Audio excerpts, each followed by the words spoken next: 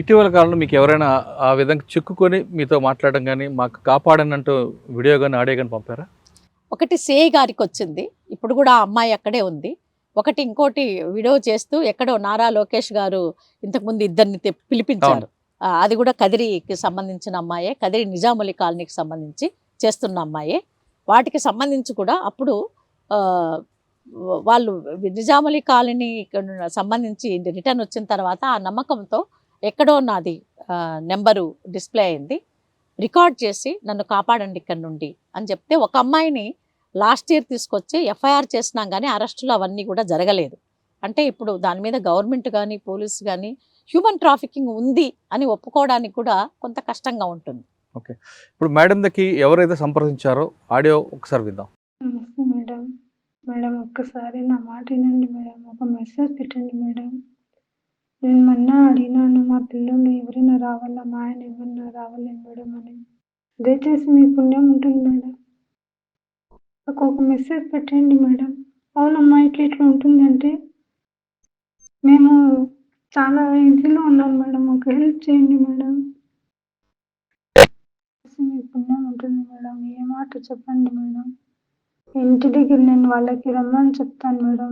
అవునమ్మా ఇట్లా అవుతుందమ్మా రమ్మనమ్మా అని మీరు ఒక్క మాట కేసు పెట్టెలు రాపిస్తారు. ఏమేమి చేశారో మీరు చెప్తే వివరంగా మేడం.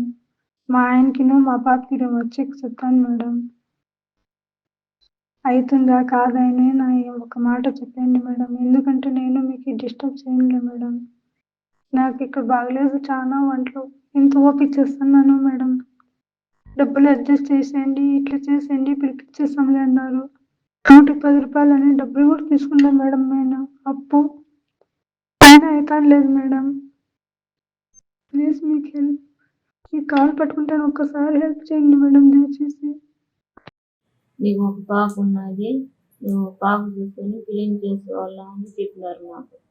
అట్లా చెప్పింటే తెలుగాయన కూడా నీకు ఉన్నది ఆడ, నువ్వు తెలుగాయన నీకు బాగా చూసుకుంటుంది అని చెప్పినారు. అట్లా చెప్పినా కూడా ఆడిపోతే తెలుగాయన కూడా లేదు, ఒక పాప కూడా లేదాట. లేదు అట్లే నేను పోయినా కూడా నాకు ఎయిర్పోర్ట్లోనే చెప్పేసినారు, మీరు పోవద్దండి ఎవరికట్లా పడతారు, ఇంటికి పోతుంటారు, మీరు ఇంటికి వెళ్ళిపోండి అని చెప్పినారు. కానీ వాళ్ళు అట్లా చెప్పింటే నేను తిరగకుండా హైదరాబాద్లోనే నేను ఇంటికి వెళ్ళిపోతాను, నేను కాను అక్కడికి అని చెప్పినా కూడా నా మాట అస్సలు లేదు. ఎందుకంటే మళ్ళీ బొంబాయి తీసుకుంటుంది. బొంబాయిలో ఒక వారం పెట్టేసింది. బొంబాయిలో కూడా అట్లా చెప్పేసినారు పోవద్దండి. మళ్ళీ బొంబాయి నుంచి తీసుకొచ్చింది. మళ్ళీ నేను ఇంటికి వెళ్ళిపోతాను, నేను అస్సలు కాను అక్కడ అని చెప్పినా కూడా మళ్ళీ అట్లా ఒకసారిలో కూడా ఎక్కించింది. ఎక్కించినా కూడా ఆడికి పోయినా కూడా నాకు అసలు మనసే లేదు. అసలు పోయి కూడా పాపం ఉంటే కూడా క్వారంటైన్లో పెట్టేసినారు 14 రోజులు.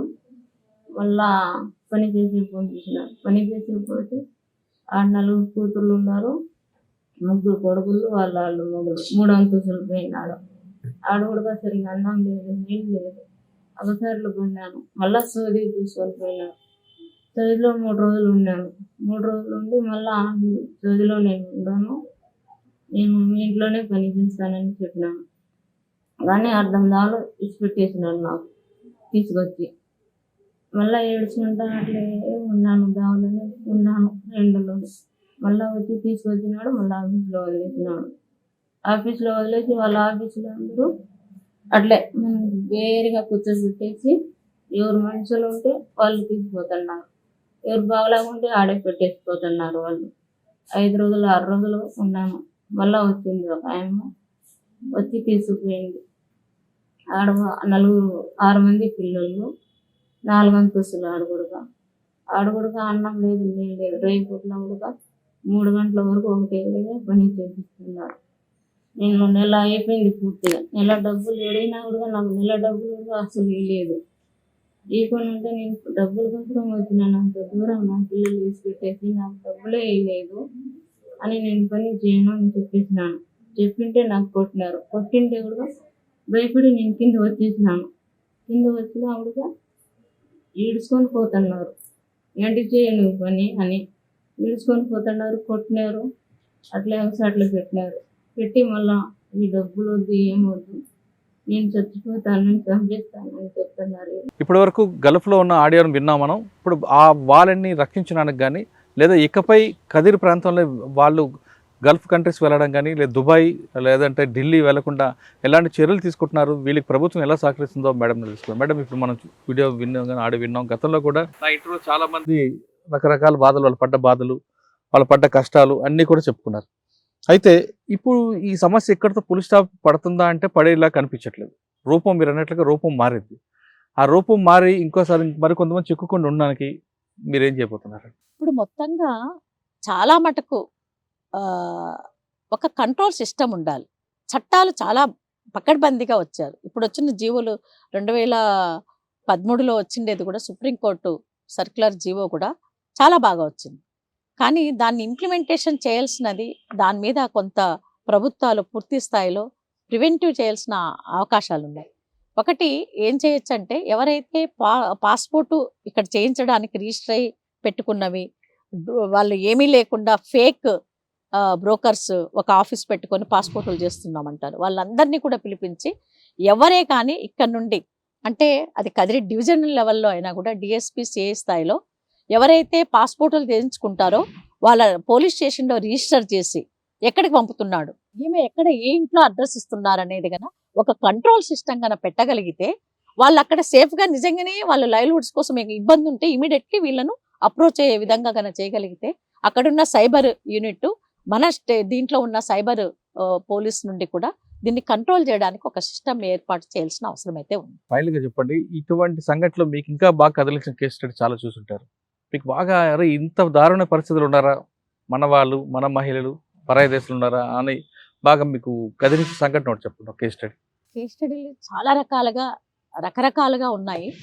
ఇంకొకటి ఏమంటే, 14 years అమ్మాయి 7th క్లాస్ చదువుతున్నప్పుడు, సింగిల్ పేరెంటే, వాళ్ళ పేరెంట్ కూడా హోటల్లో పనిచేస్తుంటే వాళ్ళ మదర్తో పాటు ట్రాప్ చేసే ఆ అమ్మాయిని మత్తుమంది ఇచ్చి తీసుకెళ్లారు. పోయిన తర్వాత ఆ అమ్మాయి ఎక్కడ పోయిందో కూడా తెలియదు. అయితే నేను ఢిల్లీ రెస్క్యూ ఆపరేషన్కి పోయినప్పుడు అక్కడున్న మీడియా పర్సన్, ఆంధ్రజ్యోతి అనుకుంటా, నేను నా విజిటింగ్ కార్డ్స్ ఇచ్చాము. ఆ విజిటింగ్ కార్డ్స్ ఏవైతే ఇచ్చామో వాటికి సంబంధించి వాళ్ళు పెట్టుకొని, ఒకసారి వాళ్ళ ఆయన ఫ్రెండ్ అక్కడ ఢిల్లీలో కస్టమర్గా వెళ్ళారు. వెళ్తే ఆ అమ్మాయి కాళ్ళు పట్టుకొని ఏడుస్తూ, నాదో మా అమ్మ వాళ్ళ నెంబర్ ఇది, నాది కదిరి, నన్ను కాపాడండి, నా ఒళ్ళును ఏమైనా చేసుకోండి, నన్ను ఎవరో తీసుకొచ్చి ఇక్కడ అమ్మేశారు, నేను మా అమ్మతో బోల్లా, సో మా అమ్మ హోటల్లో ఇట్లా ఉంటుంది, ఆమె పేరు ఇది, ఆమె వీధి ఇది నా అమ్మాయి ఆ అబ్బాయికి చెప్పింది. వెంటనే రిపోర్టర్ నా నెంబర్ పెట్టుకున్నారు, నాకు ఫోన్ చేశారు, మేడం ఇట్లా ఇచ్చాను, నా నెంబర్ కూడా ఆ అమ్మాయికి ఇచ్చారు. వెంటనే వాళ్ళ మదర్ వాళ్ళకి చేర్చమని, నేను హైదరాబాద్లో ఒక మీటింగ్ ఉన్నాను, రాత్రి 10 గంటల నుండి ఆ అమ్మాయి తెల్లవారు 3 వరకు కూడా నా నోటెడ్ పెట్టుకుంది నా నెంబరు. ఎవరు కస్టమర్ వస్తే ఆ కస్టమర్ ఫోన్ తీసుకొని, అన్న నన్ను ఏమైనా చేసుకో, నాకు ఫోన్ ఇవ్వు అని, నాకు ఆ అమ్మాయి తెల్లవారు 3 వరకు చేసినవి ఇప్పుడు కూడా ఎప్పుడైనా గుర్తొస్తే నా పాటికి నేనే లేస్తుంటా. మేడం నన్ను తెలిసిపోయింది, నేను అందరికీ చెప్పేసినానని. వాళ్ళు ఏం చేస్తారంటే, ఢిల్లీలో ఏమన్నా అమ్మాయి కొంచెం ఎక్కువ వ్యతిరేకంగా చేస్తుందంటే వేరే ప్రాంతానికి వేరే వాళ్ళకి అమ్మేస్తారు. చిన్న అమ్మాయిలకి ఇంకా రేట్ ఎక్కువ అనమాట. ఆ అమ్మాయి నన్ను కాపాడండి, మీరు చాలా మంది కాపాడారంట కదా, మా అమ్మ వాళ్ళు ఇక్కడ ఉంటారు, కంప్లైంట్ ఇప్పించండి, ఏం చేస్తారేమో, నన్ను ఇక్కడ నుండి తీసుకెళ్ళండి, నేను ఇట్లా చెప్తున్నానని నన్ను బాంబేకి అమ్మేయాలని చూస్తున్నారు, ఇక్కడ నుండి మళ్ళీ బాంబేకి అమ్మేస్తారు, నేను రేపు లోపల నన్ను మీరు కాపాడాలి. ఏం చేయాలో తెలియలే. అక్కడున్న కొంతమంది ఫ్రెండ్స్ సపోర్ట్ తీసుకున్న, అనురాధ అని అమాను వేదిక నుండి అడిగింది, కొంత కైలాస్ సత్యార్థి నుండి కూడా మన భువన్ సార్ వాళ్ళ టీము ఉండేది, సిడబ్ల్యూస్కి చైల్డ్ కాబట్టి ఇంకా 2 ఫ్రెండ్స్ని తీసుకొని ఫ్లైట్లో వెళ్ళిపోయాను తెల్లవారే లోపల. తీసుకుపోయి అక్కడికి ఆ అమ్మాయిని వాళ్ళు ఏంటంటే, మేము అన్ని ఎవిడెన్స్ పంపించినాం, ఆధార్ కార్డు, వాళ్ళతో కంప్లైంట్ ఇవ్వడం అవన్నీ ఇస్తే దాని ప్రకారం వెళ్ళిపోయి కస్టమర్గానే వెళ్ళారు. వెళ్ళి ఆ అమ్మాయిని ఇమీడియట్లీ బయటికి తీసుకొచ్చి ట్రైన్ ఎక్కించి ఇక్కడికి పంపించారు. కానీ ఆ రోజు ఆ అమ్మాయి ఏడుపు, ఆ అమ్మాయి గోల కదిలేస్తుంది. అట్లా నన్ను ఎట్లా చేస్తారేమో, పొద్దున్న లోపల నన్ను కాపాడండి మీరు, మీరు రెస్క్యూ చేసి తీసుకొచ్చారు అమ్మాయి, ప్రస్తుతం ఎలాగున్నారు అమ్మాయి? ఆ అమ్మాయికి ఇప్పుడు మంచి హస్బెండ్ దొరికారు, ఓ 2 పిల్లలు. సూపర్. కేసు అయితే కదా వాళ్ళ మెదరు వాళ్ళందరూ వచ్చి మేము రాజీ కాదు కానీ మనకి పనిష్మెంట్ పడాలా, మళ్ళీ మళ్ళీ వస్తే ఎందుకయిందంటే చిన్న అమ్మాయిల మీద అయిండే దానికి ఎస్గ్రేషన్ కాంపన్సేషన్ రావాలి. కాంపన్సేషన్ వచ్చినాక పెళ్ళయింది. అట్లాంటివి ఆపాము. అమ్మాయిని ఫోక్సాక్ అయిందా అదంతా పెట్టచ్చు. అయితే ఇంకా ఇదైపోయింది కానీ ఆ అమ్మాయి ఇప్పుడు 2 పిల్లలతో మంచి ఫ్యామిలీ ఇది నడుపుతుంది. నాకు గుర్తుండదు, నా బర్త్డే అమ్మాయి గుర్తు పెట్టుకుని బర్త్డే విషెస్ చెప్పి పిల్లలతో పాటే అమ్మమ్మ అని మాట్లాడిస్తుంది పిల్లలతో. లేకపోతే ఇప్పుడు అది చాలా అట్లాంటివి నాకు కదిలించిన ఆ సంతోషాన్ని కూడా అట్లే ఇచ్చే విధంగా ఉన్నాయి. కదిర్లో హ్యూమన్ ట్రాఫిక్ అనేది రూపం మార్చింది అంటున్నారు భానుజ మేడం. గతంలో ఢిల్లీ, పూణే, భివాండి నుండి ప్రస్తుతం గల్ఫ్కు మారింది. గల్ఫ్కు ఉద్యోగాల పేరు తీసుకెళ్ళడం, అక్కడికి వెళ్ళిన తర్వాత వాళ్ళకి వ్యభిచార కోపంలో దింపి నరక యాతన చెప్తున్నారు అంటున్నారు భానుజ గారు. ఇప్పుడు మనం విన్న 2 వీడియోలు కూడా అక్కడి నుంచి వచ్చాయి. వాళ్ళు కూడా బయటికి తీసుకురావడానికి, ఆ కోపం నుంచి బయటికి లాగడానికి కూడా మేడంతో పాటు ప్రభుత్వం కూడా కదిలింది. ఇప్పటికైనా సరే ఉద్యోగాల పేరు విదేశాలకు వెళ్ళేవారు ఖచ్చితంగా మీరు పక్క ప్లాన్తో లోకల్ పోలీస్కి ఇంటిమేట్ చేసి వెళ్ళండి. అంతేగాని అక్కడ ఉద్యోగాల పేరిట వెళ్ళి డబ్బులు సంపాదిద్దామని కానీ వెళ్ళినా ఇటువంటి ఇబ్బందులు పడతారంటూ భానుజ మేడం చెప్తున్నారు. అంతేకాకుండా కదిరి ప్రాంతంలో ఉన్న బ్రోకర్స్ అందరినీ కూడా పూర్తిగా మానిటరింగ్ చేయాలి. వాళ్ళు ఎవరికి పంపిస్తున్నారు, నిజంగా వాళ్ళు పంపినప్పుడు వీళ్ళకున్న స్కిల్ ఏంటి అనే విషయాన్ని చూసి పంపితే వీళ్ళు ఒక భయం ఉంటుంది, దళారుల వ్యవస్థను అరికట్టొచ్చు అంటూ ఆమె సలహా ఇస్తున్నారు. ఇది కదిరిలో జరుగుతున్న మానవ అక్రమ రవాణాపై భానుజ గారితో ఎక్స్క్లూజివ్. వచ్చే వారం మరో విషయంలో మళ్ళీ కలుద్దాం. అంతవరకు నమస్తే. Thank you very much. Thank you madam. Thank you sir. iDreams, this police diaries is something very, very valuable towards that. I must really appreciate Murali, your insights. iDreams founder and CEO Chinna Vasudev Reddy gartoni Muralidhar crime stories చాలా famous అయిపోయినావు.